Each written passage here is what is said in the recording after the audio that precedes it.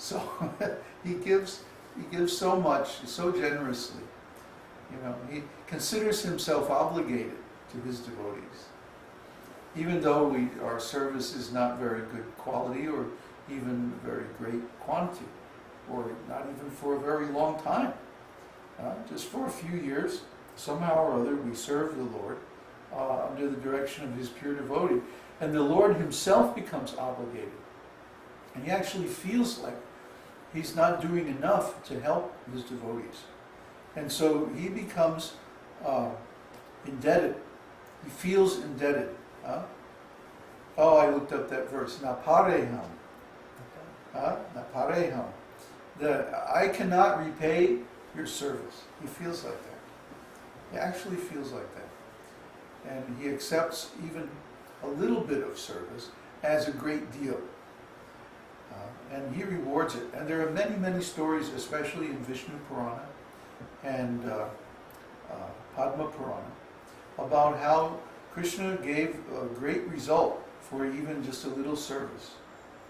I told one story the other night. I'm going to tell another one. One time there was a thief, and he saw this beautiful jewel on the helmet of the deity in the temple. And he thought, I'm a great thief, I must steal this jewel. So he waited until the darkest night in the rainy season, and the rain is pouring down in sheets. Nobody wants to go out, everyone's hiding inside.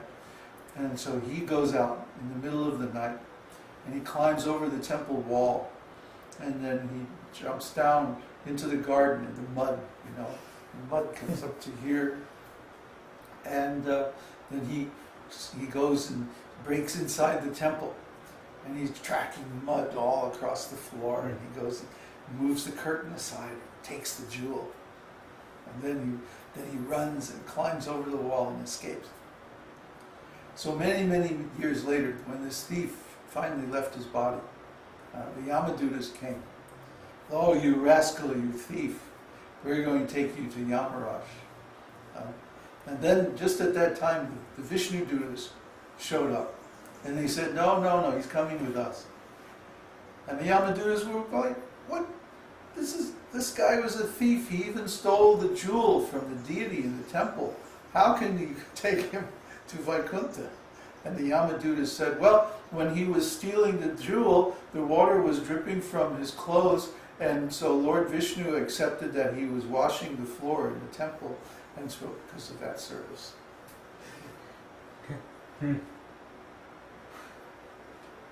see, this is Krishna. He does not see our bad qualities. He doesn't see. One of the 1,000 names, or there's two of them actually. I can't remember what they are right now, but one means he blinks, the other one means he never blinks. And when he blinks, so that he does not see the bad quality of his devotee. He doesn't look at that. But he's always very aware of the good qualities. He only sees the service devotees do. He doesn't see any of the offenses and like that. But Krishna's devotees may see the offenses, and then there's some problem. But Krishna himself, he doesn't care for all this. He just cares that the devotee has done some work in relation to him. So, of course, we don't know about this thief's past life and what pious activities he may have had and so on like that. But still, the indication is how easily the Lord becomes obligated and grateful. Another instance of Krishna's feeling of obligation is stated in connection with his dealings with Jambavan.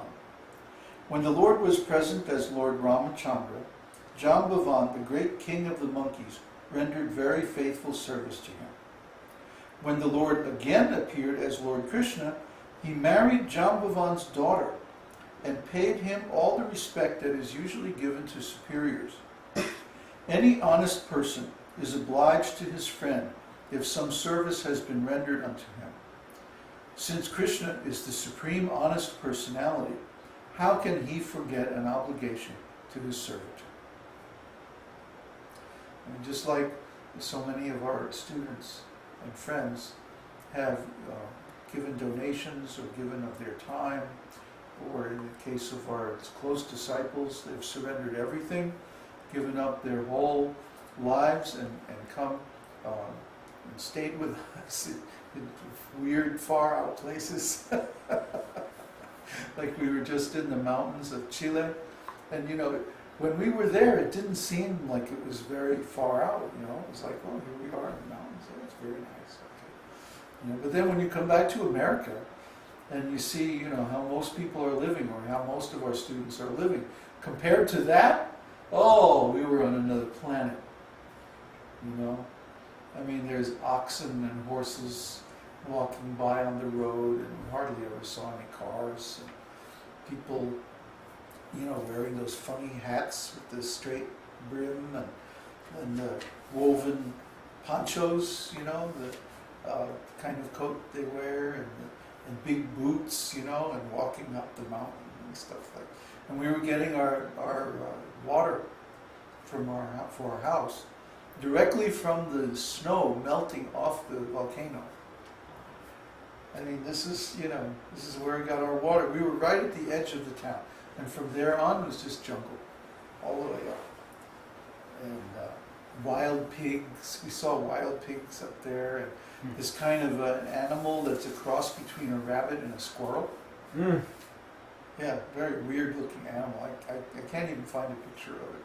I was going to post something. Very weird. And everybody has horses and cows, and all the plowing work is done with oxen. It's very natural, very, very primitive in a sense. But still, we had internet, we had DSL, wireless phone, and we had all modern conveniences.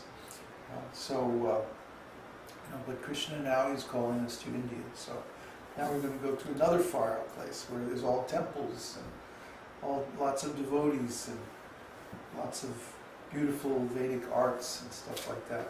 I think we're going to be happier. But it was good, that austerity that we did. You see, these boys made so much advancement, because literally sometimes it would rain for a week straight, and we would just be inside the house chanting, studying, preaching, doing our different services, cooking, offering, like that. And they learned so much, and they made so much advancement just because of their sincere, concentrated service for a long period of time, over 6 months in that one place. And before that, we were in Santiago, and it was the same. Even though we were in the city, still we were just like, we might as well be in the middle of nowhere, because we didn't hardly go out of the house. So anyway, Krishna becomes obliged when his devotees give up so-called material pleasures, and they sincerely surrender to him and do nice service. He becomes very obliged, very grateful. Number 18, determined. Any person who observes regulative principles and fulfills his promises by practical activity is called determined. As far as the Lord's determination is concerned, there is an example of his dealings in the Harivamsa. This is in connection with Lord Krishna's fighting the king of heaven, Indra, who was forcibly deprived of the Parijata flower. Parijata is a kind of lotus flower grown on the heavenly planets. Once, Satyabhama, one of Krishna's queens, wanted that lotus flower, and Krishna promised to deliver it. But Indra refused to part with his Parijata flower. Therefore there was a great fight, with Krishna and the Pandavas on one side and all the demigods on the other. Ultimately, Krishna defeated all of them and took the Parijata flower, which he presented to his queen. So in regard to that occurrence, Krishna told Narada Muni, "My dear great sage of the demigods, now you can declare to the devotees in general, and to the non-devotees in particular, that in this matter of taking the Parijata flower, all the demigods, the Gandharvas, the Nagas, the demon Rakshasas, the Yakshas, the Panagas, tried to defeat me, but none, could make me break my promise to my queen. There is another promise by Krishna in Bhagavad-gītā to the effect that his devotee will never be vanquished. So a sincere devotee who is always engaged in the transcendental loving service of the Lord should know for certain that Krishna will never break his promise. He will always protect his devotees in every circumstance. Krishna showed how he fulfills his promise by delivering the Parijata flower to Satyabhama, by saving Draupadi from being insulted, and by freeing Arjuna from the attacks of all enemies. The promise of Krishna that his devotees are never vanquished had also previously been admitted by Indra when he was defeated in the Govardhan Leela